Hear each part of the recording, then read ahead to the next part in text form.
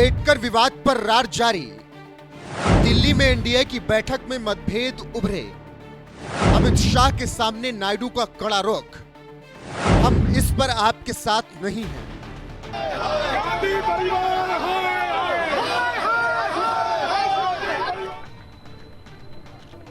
अंबेडकर विवाद ऐसा उभरा कि ये ना मोदी के गले उतर रहा है ना ही आरएसएस के, क्योंकि ये ऐसा मुद्दा है जिससे बीजेपी और आरएसएस का पुराना रार है और ये कई बार कई जगहों पर देखने को मिलता है। लेकिन अंबेडकर को लेकर बीजेपी और आरएसएस हमेशा असहज रहे हैं, क्योंकि अंबेडकर का आरएसएस से 36 का आंकड़ा रहा। जब भी बीजेपी और आरएसएस इस मुद्दे को उठाते, ठीक वैसे ही हाथ जला बैठते हैं। आप सांसद वाला बयान अमित शाह का तो सुना ही होगा। अभी एक फैशन हो गया है, अंबेडकर अंबेडकर अंबेडकर अंबेडकर अंबेडकर अंबेडकर। इतना नाम अगर भगवान का लेते हैं तो 7 जन्मों तक स्वर्ग मिल जाता। जिसके बाद विपक्ष ने ऐसा आंदोलन चलाया कि बीजेपी बैकफुट पर आ गई। बीजेपी के पास इसका काट कुछ नहीं मिला। फिर क्या था, आनन फानन में एनडीए को लेकर शाह ने बैठक बुलाई।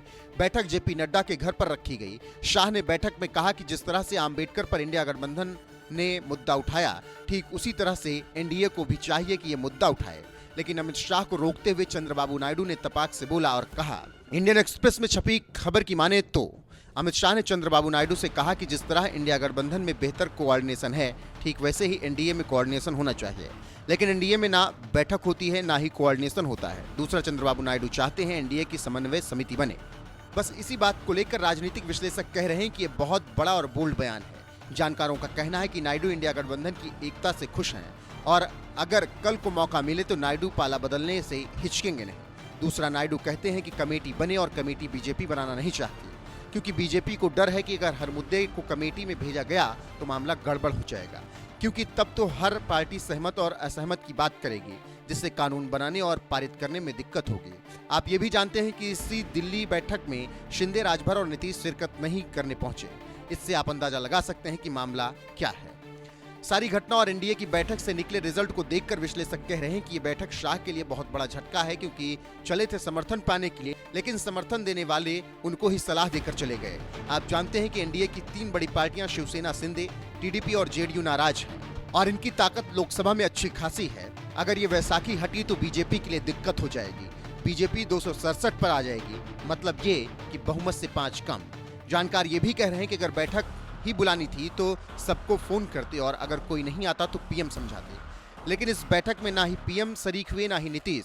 इससे संदेश ये गया कि पार्टी में सब कुछ ठीक नहीं है। अंबेडकर विवाद में एनडीए में एकजुटता नहीं है। सूत्रों से खबर है कि दिल्ली में एनडीए की बैठक में कुछ छोटी पार्टियां भी सहमत नहीं, क्योंकि उनका कहना है कि वो खुद ही अंबेडकर की राजनीति करते हैं। अगर आपके पक्ष में बयान दिया तो हमारा वोट बैंक खिसक जाएगा। ऐसे में एनडीए की बैठक जिस आस में बुलाई गई वो मनसा शाह का पूरा ना हो सका और सिर मुड़ाते ओले पड़ने वाली कहावत अमित शाह पर लागू हो गई और सहयोगियों ने जली भुनी सुनाकर बैठक से रुखसत कर लिया।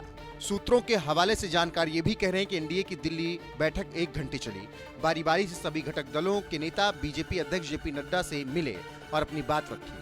कुल मिलाकर बीजेपी इस बैठक से काफी परेशान है, क्योंकि उसे लग रहा था कि सभी एक साथ बीजेपी और अंबेडकर पर मुकाबला करेंगे। लेकिन एनडीए की पार्टियों ने एकजुटता नहीं दिखाई और समर्थन भी नहीं दिया।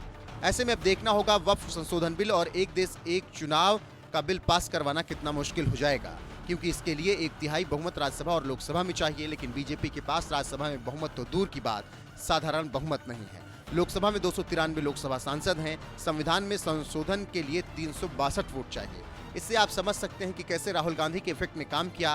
फिलहाल इस खबर पर आपकी राय क्या है, कमेंट में जरूर बताएं।